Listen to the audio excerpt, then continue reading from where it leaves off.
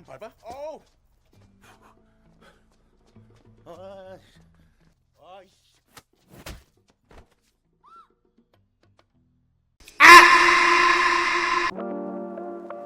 Halo Rek, gimana nih kabar kalian? Semoga diberi kesehatan serta rezeki yang berlimpah. Ngomong-ngomong tentang film, kali ini Mimin bakal ngelanjutin scroll film The Roundup yang ketiga. Biar arek-arek paham alur filmnya, Mimin saranin arek-arek buat nonton film yang pertama dan kedua dulu ya. Linknya Mimin taruh di pojok kanan atas dan di deskripsi video. Sebelum mulai ke alur filmnya, jangan lupa subscribe dulu Rek, biar Mimin makin semangat dan arek-arek tidak ketinggalan film-film terbaru lainnya. Kembali menceritakan kisah dari Detektif Ma.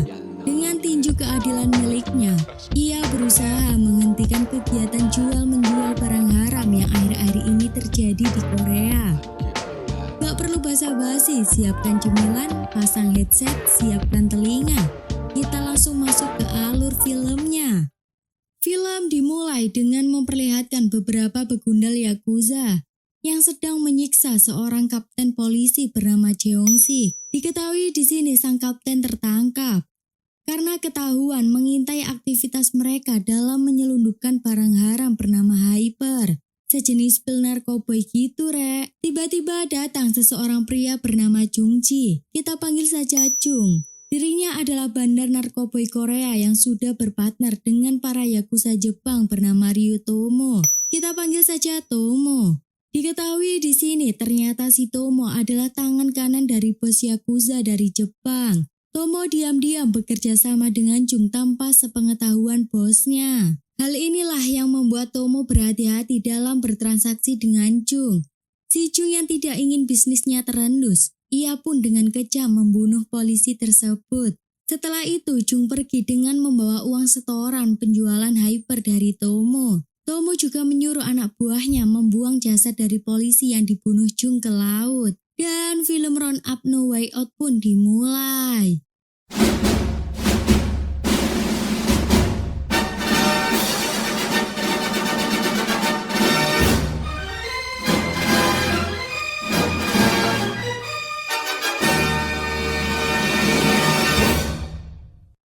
Kita beralih di sebuah pusat kota, memperlihatkan telah terjadi premanisme oleh beberapa jamet. Karena hal sepele mereka menghajar warga sekitar. Bahkan satpam yang di sana juga tidak dapat berbuat apa-apa.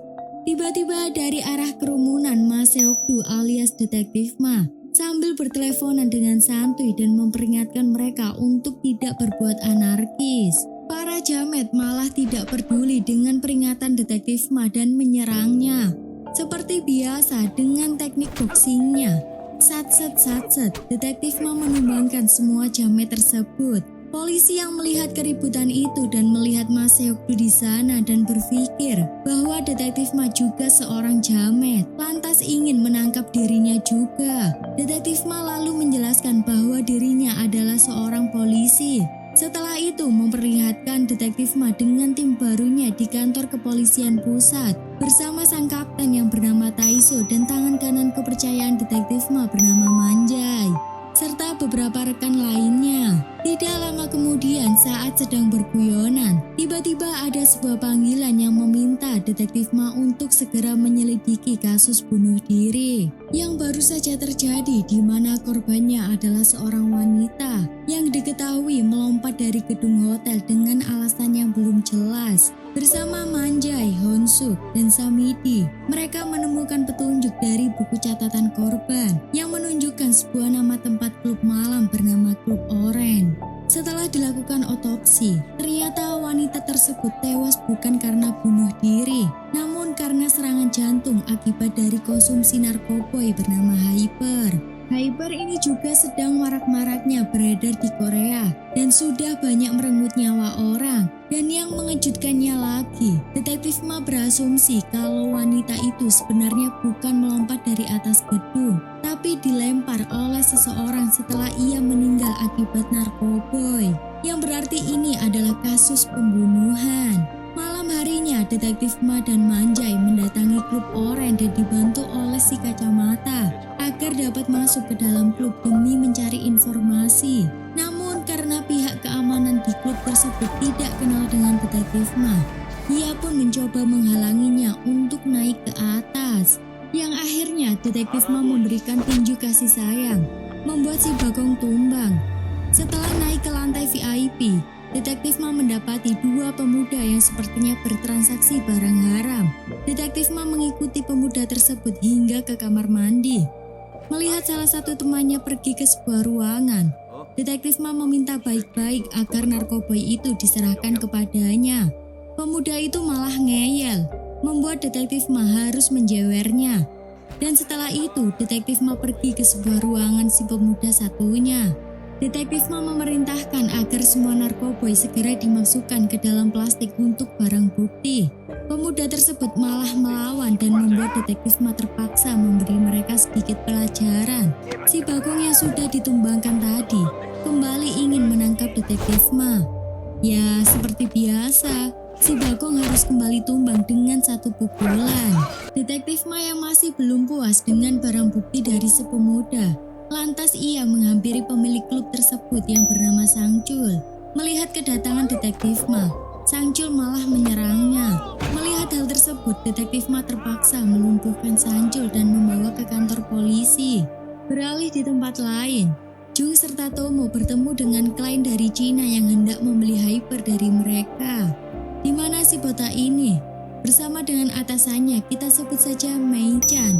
Dirinya bersedia membeli sebanyak mungkin stok pil hyper yang diproduksi Jung. Karena mereka tahu Jung menjual hyper lebih murah daripada harga asli yang ada di Jepang. Tawaran itu pun disanggupi oleh Jung dengan berjanji akan menyediakan 20 kg pil hyper kepada Mei Chan. Sementara itu, di kantor kepolisian, detektif Ma mencoba mencari tahu informasi tentang asal-usul hyper dari si Sangcul. Namun bukannya nurut, Sangcul malah melawan dan tidak mau memberikan informasi tersebut. Yang akhirnya detektif Ma terpaksa memakai cara lama untuk mendapatkan informasi. Setelah Sangcul kena hantam, dirinya memberikan semua informasi yang ia ketahui tentang hyper. Dirinya mengatakan kalau dia hanya membeli narkoboy tersebut dari seorang tamu VIP yang bernama Hiroshi, di mana Hiroshi ini diketahui tinggal di daerah Incheon. Dengan bermodalkan informasi tersebut, detektif Ma dan timnya mulai mencari Hiroshi. Namun untuk mengetahui lokasi pasti Hiroshi, detektif Ma dan juga Manjai mengunjungi rumah pasutri bandar pil hyper. Sesampainya di kediaman orang tersebut, mereka dihadang dengan pria gempal. Dengan satset, detektif Ma melumpuhkan orang tersebut. Kedatangan detektif Ma ke sana pun membuahkan hasil. Saat ia mendapatkan sebuah pil yang disembunyikan di bawah laci meja, wanita tersebut tidak dapat mengelak. Detektif Ma pun menanyakan keterlibatannya dengan orang yang bernama Hiroshi. Fakta di balik pil tersebut adalah ternyata Hiroshi sendirilah yang memproduksinya. Ditambah Hiroshi adalah seorang yakuza yang berbahaya. Setelah mendapat informasi tersebut, detektif Ma mengabarkan lokasi keberadaan Hiroshi kepada tim yang lain. Mereka pun segera menuju ke sana. Saat sampai di apartemen Hiroshi, mereka langsung mendapat serangan dari Hiroshi dan temannya. Dengan kebrutalan Hiroshi dan temannya, membuat tim dari Kapten Taiso sedikit kewalahan. Namun pada akhirnya mereka berhasil menangkap Hiroshi serta membawa semua barang bukti. Namun saat sedang dalam perjalanan, tiba-tiba mobil mereka ditabrak oleh seseorang. Beberapa orang bertopeng tersebut juga mengambil pil sitaan Kapten Taiso serta membunuh Hiroshi. Dan ternyata orang-orang yang mencuri pil tersebut adalah Jung. Jung jugalah yang menjadi dalang di balik penyebaran pil hyper di Korea. Namun entah kenapa, ia membunuh rekannya sendiri si Hiroshi yang juga sebagai pembuat pil tersebut. Bahkan Jung juga mendatangi tangan kanannya Tomo untuk mengancam agar tidak memberitahukan kepada pihak Yakuza Jepang kalau merekalah yang mencuri semua pil tersebut dan akan menjual kepada orang Cina. Di tempat lain di rumah sakit, memperlihatkan tim dari Kapten Taiso sedang dirawat karena tabrakan dari komplotan Jung tadi malam. Tiba-tiba mereka kedatangan tamu dari Polsek Cabang Gangbuk bernama Doku, di mana tim Kapten Taisu menemukan pistol di rumah Hiroshi. Dengan hasil bukti tersebut, dirinya mengatakan bahwa polisi yang terbunuh di awal film ternyata atasan dari Doku. Doku lantas bertukar informasi tentang pil hyper yang selama ini mereka ketahui, yang ternyata Polsek Cabang Gangbuk sejak 3 tahun yang lalu sudah mengejar dalang di balik penyebaran pil hyper tersebut. Namun 1 tahun belakangan, entah kenapa mereka kehilangan jejak para Yakuza yang mengedarkan pil hyper di Korea. Detektif Ma yang penasaran dengan hal tersebut meminta untuk dipertemukan dengan detektif yang menangani kasus tersebut di Polsek Gangbuk. Keesokan harinya saat detektif Ma sudah di Polsek Cabang Gangbuk, ia pun menemui sang detektif tersebut. Dan ternyata detektif yang ada di Polsek Gangbuk adalah Jung si bandar narkoboy. Inilah kenapa selama 3 tahun Doku gagal menangkap jaringan narkoboy, karena ada dalang dari pihak kepolisian Gangbuk. Karena Jung tidak ingin identitasnya diketahui, ia berdalih dan tidak menjawab semua pertanyaan detektif Ma, karena dirinya beranggapan bahwa ini adalah misi dari pihak kepolisian Gangbuk. Karena detektif Ma tidak mendapatkan informasi apa-apa dari Jung, ia pun segera pergi ke informan selanjutnya yang sudah diberitahukan Doku. Detektif Ma bertemu orang tersebut. Orang itu bernama Cherry. Namun saat detektif Ma mencoba bertanya baik-baik, dia malah menantang dan berakhir tertampol oleh detektif Ma. Setelah tertampol, akhirnya Cherry mau memberikan semua informasi yang ia ketahui tentang pil hyper, yang dimana pil tersebut sering ditransaksikan di dalam klubnya, yang dimana orang tersebut ialah Tomo, tangan kanan dari Jung. Setelah mendapat informasi tersebut, mereka bergerak untuk datang ke tempat Cherry yang diyakini Tomo selalu ada di sana setiap malam. Sementara itu, di tempat lain memperlihatkan pemimpin tim Yakuza bernama Ichijo. Dirinya mengumpulkan seluruh anak buahnya untuk mencari pil tersebut, karena mendengar salah satu anggotanya yaitu Tomo dan Hiroshi berkhianat kepadanya. Dan pil hyper mereka yang senilai 300 miliar dicuri oleh Jung. Lantas ia pun mengirimkan anak buahnya bernama Ricky untuk mencarinya dan merebut pil tersebut kembali. Kedatangan pimpinan Ichijo ke Korea membuat rencana Jung menjadi berantakan, karena transaksi dengan pihak Mei-chan jadi gagal. Karena Tomo yang membawa semua pil tersebut kabur entah kemana, karena tahu Ricky dan semua anak buahnya sedang mencari mereka. Setelah tahu hal tersebut, Jung berusaha meyakinkan pihak Mei-chan bahwa dirinya akan segera membawa semua pil tersebut. Di tempat lain, Ricky mulai bergerak mencari keberadaan Tomo. Dia mendatangi kantor kerja dari Tomo. Dengan brutal, Ricky dan semua anak buahnya menghabisi semua anak buah dari Tomo. Setelah mengetahui bahwa Tomo tidak ada di tempat tersebut, Ricky segera memerintahkan anak buahnya untuk segera mencari keberadaan Tomo. Di waktu yang sama, detektif Ma juga sedang mencari keberadaan dari Tomo. Di sebuah tempat bar milik Cherry yang diyakini ada Tomo, detektif Ma masuk ke dalam sebuah ruangan karena tidak melihat Tomo di tempat itu dan hanya melihat anak buahnya. Detektif Ma mencoba bertanya baik-baik, malah mereka menantang detektif Ma. Ya, seperti biasa, detektif Ma menghajar mereka semua.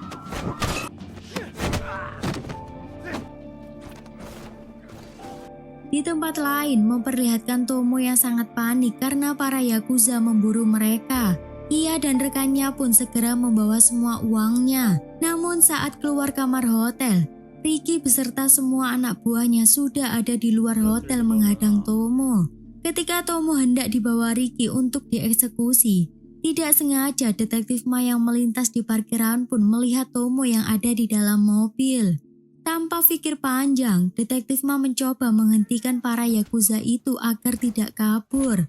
Namun sayangnya, detektif Ma gagal membawa Tomo dan para Yakuza berhasil membawa Tomo pergi. Di tempat lain, para Yakuza tersebut menghajar Tomo agar mau memberitahukan di mana pil tersebut disembunyikan. Namun Tomo malah menantang dan berakhir dirinya harus tercocol pisau milik Ricky. Esok harinya, Jung si polisi begundal. datang ke TKP tempat Tomo dibunuh. Dirinya juga berpikir bagaimana cara agar bisa mendapatkan pil tersebut. Di waktu yang sama, Detektif Ma mencoba mencari informasi tentang semua orang yang terlibat dalam penyebaran pil hyper dari salah satu anak buah Tomo. Kita panggil saja Icul. Si Icul hanya memberikan sedikit informasi kalau sebenarnya ada mitra dari Yakuza yang selama ini adalah dalang di balik penyebaran pil di Korea. Siapa lagi kalau bukan si Jung, polisi begundal cabang Gangbuk. Berkat sedikit informasi yang dijabarkan oleh si Icul, Detektif Ma mendapat sedikit gambaran dari mana mereka harus memulai untuk menangkap semua penjahat. Sementara itu, rekan dari Jung mencoba mencari di manakah Tomo menyembunyikan pil hyper 20 kilogramnya sebelum ia tewas. Namun naas, ternyata Riki dan para Yakuza lain yang juga mencari pil tersebut sudah berada di sana, yang akhirnya anak buah Jung harus tewas di tangan Riki.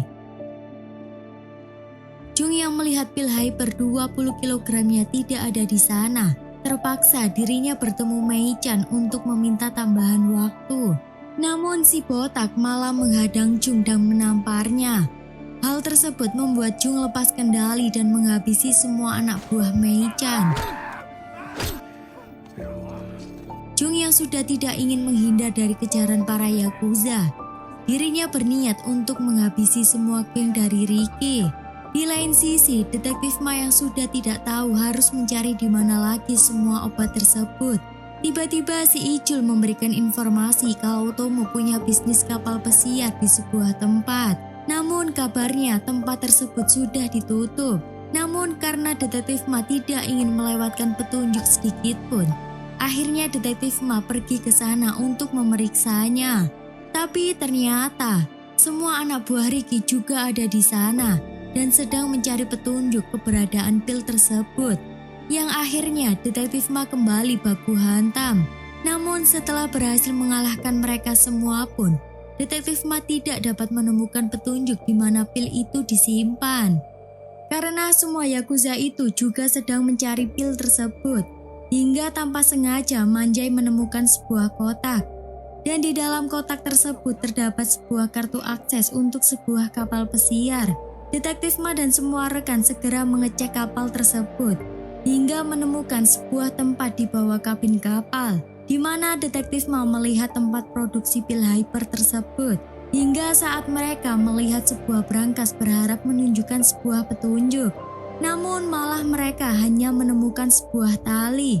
Detektif Ma berpikir sesuatu ketika melihat tali-tali tersebut dan keluar kapal untuk menarik sebuah tali yang menggantung sampai ke dalam laut. Dan ternyata isi dari tas tersebut adalah semua pil yang selama ini mereka cari.